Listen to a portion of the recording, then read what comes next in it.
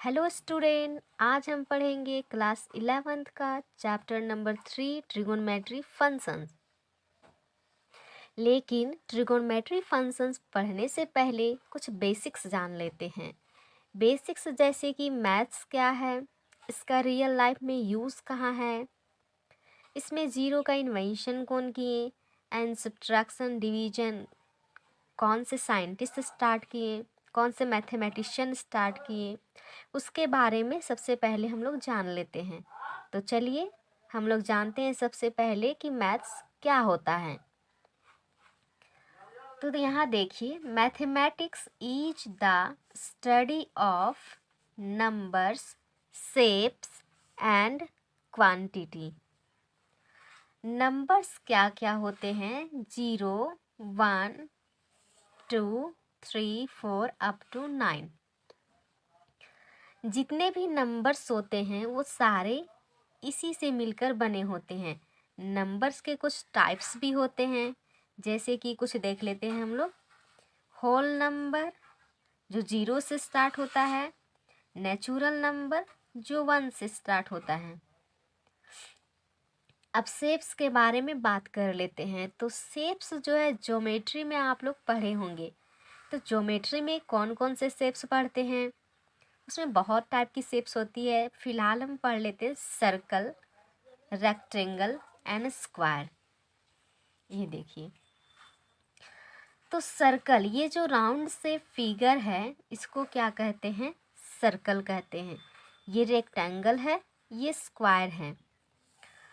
इसके बारे में एक्सप्लेनेशन पूरी तरह से जानेंगे ज्योमेट्री जब हम लोग पढ़ेंगे। अब हम लोग पढ़ लेते हैं कि क्वांटिटी क्या होता है। जैसे इसमें बताया गया है कि मैथ्स में हम क्वांटिटी के बारे में भी पढ़ते हैं। तो क्वांटिटी क्या होता है? तो जैसे कि आप लोग कभी मार्केट जाते होंगे तो कुछ खरीदते होंगे, तो उसमें आपको बताना पड़ता होगा कितना क्वांटिटी में खरीदना है। जैसे कि आप लोग आलू खरीदते हैं या फिर कुछ भी खरीदते हैं तो बताना पड़ता है कि 1 kg खरीदना है, 2 kg खरीदना है। तो वो हमारा क्या हो गया? क्वांटिटी हो गया। अब हम लोग जानते हैं कि मैथ्स का ओरिजिनेशन कहाँ से हुआ है, किस वर्ड से हुआ है। तो देखिए, maths word originated from Greek word mathema. यानी मैथ्स जो है वो ओरिजिनेटेड हुआ है ग्रीक वर्ड मैथमा से। अब ये जो ग्रीक है वो ग्रीक क्या है? एक लैंग्वेज है। जैसे कि हम लोग का लैंग्वेज है हिंदी, इंग्लिश, संस्कृत और भी बहुत लैंग्वेज हैं। उसी तरह से ग्रीक जो है लैंग्वेज है यूनान का। अब हम लोग जानते हैं कि मैथमा मीन्स क्या होता है। तो यहाँ देखिए, मैथमा मीन्स होता है learning, science and knowledge. Learning, science and knowledge, इसमें हम सीखते हैं, ज्ञान प्राप्त करते हैं। ये मैथमा का मतलब होता है और इसी से हमारा मैथ्स वर्ड आया है। अब हम लोग जान लेते हैं कि मैथ्स का फुल फॉर्म क्या होता है। Mental ability to handle situations. जैसे कि हम लोग के लाइफ में बहुत सारी प्रॉब्लम्स आते हैं, जैसे हम लोग मैथ्स में कुछ क्वेश्चंस का सॉल्यूशन करते हैं, उसी तरह से हमारे लाइफ में भी बहुत सारी प्रॉब्लम्स आते रहती है, उसका भी सॉल्यूशन किया जाता है। तो उस समय हम अपना माइंड लगा के किस तरह से उस प्रॉब्लम से सॉल्यूशन पा सकते हैं, हैंडल कर सकते हैं, वो भी एक तरह का क्या है? मैथ्स है। Discovering of zero. ज़ीरो का डिस्कवर कौन किया? ज़ीरो का डिस्कवर जो है आर्यभट्ट नाम के मैथमेटिशियन किए, जो इंडियन मैथमेटिशियन हैं। लेकिन क्या इसके पहले ज़ीरो नहीं था? ज़ीरो पहले से था, लेकिन क्या है, उसका नोटेशन कोई नहीं दे पाया था। लेकिन नोटेशन अगर नहीं दे पाया था तो उसको लिखा कैसे जाता था? उसको जो है डॉट डॉट से लिखा जाता था, या फिर उस जगह को खाली छोड़ दिया जाता था। जिससे कैलकुलेशन करना उतना आसान नहीं हो पाता था, समझना मुश्किल हो जाता था। लेकिन जब आर्यभट्ट जीरो का नोटेशन लाए, उस समय से मैथ्स में बहुत बड़ी बदलाव आई और कैलकुलेशन करना इजी हो गया, समझना इजी हो गया। तो हमारे जो इंडियन मैथमेटिशियन है आर्यभट्ट, वो जीरो का खोज करके मैथ्स में बहुत सारी बदलाव लाए।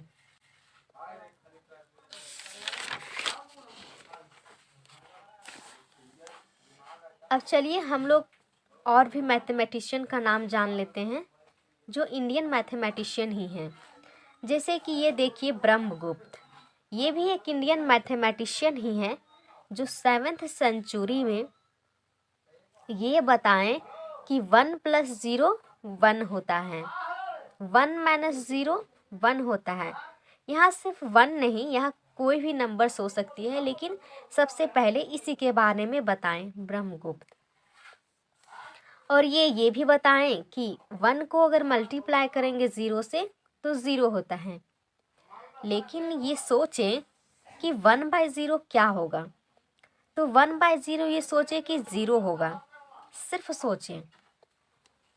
अब यहाँ ये देखिए, ये जो 1/0 ये सोचे थे, 1/0 = 0, इसका अगर क्रॉस मल्टीप्लिकेशन हम करें तो क्या आएगा, 1 = 0, जो पॉसिबल नहीं है। तो ये सिर्फ सोचे थे कि 1/0 क्या है, 0 होता है, लेकिन ये सही नहीं था। अब देखिए 12th सेंचुरी में एक और मैथमेटिशियन, ये भी इंडियन मैथमेटिशियन है, भास्करा टू, जो ये बताएं कि 1/0 0 नहीं हो सकता है, वो क्या हो सकता है, इनफाइनाइट हो सकता है।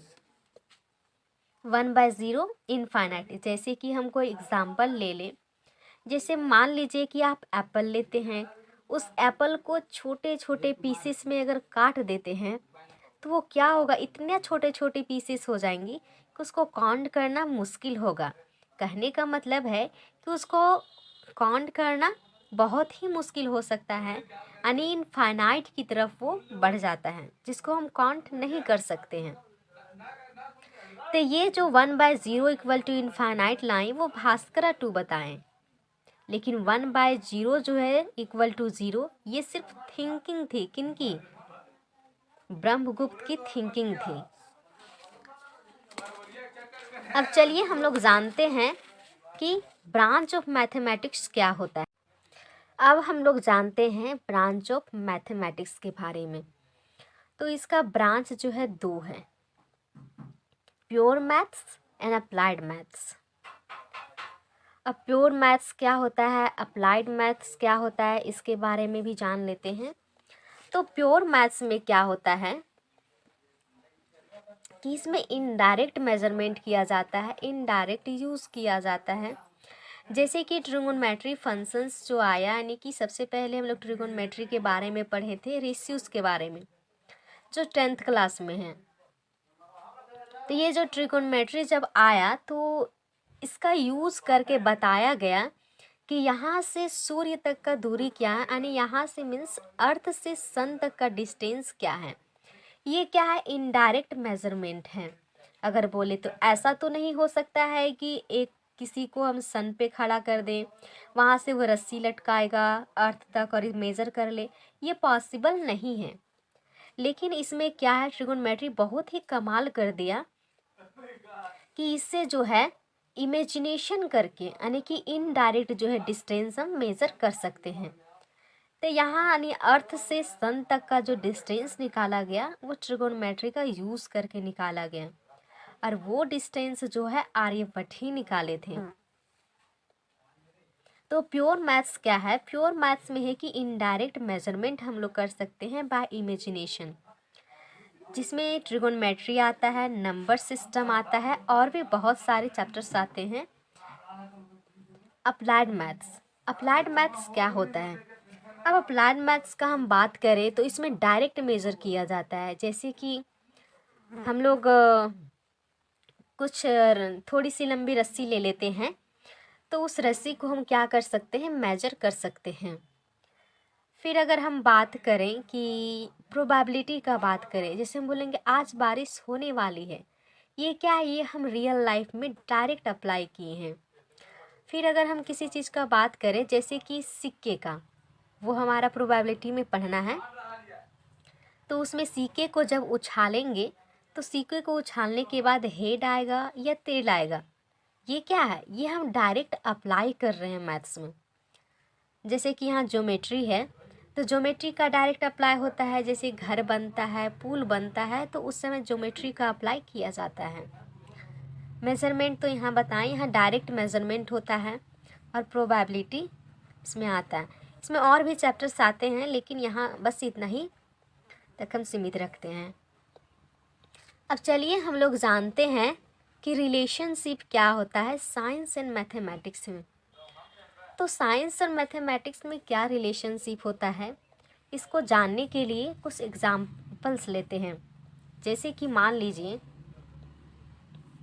ये हमारे पास पेन है, ठीक है, ये हमारे पास पेन है, ये फिक्स कर दें इसे।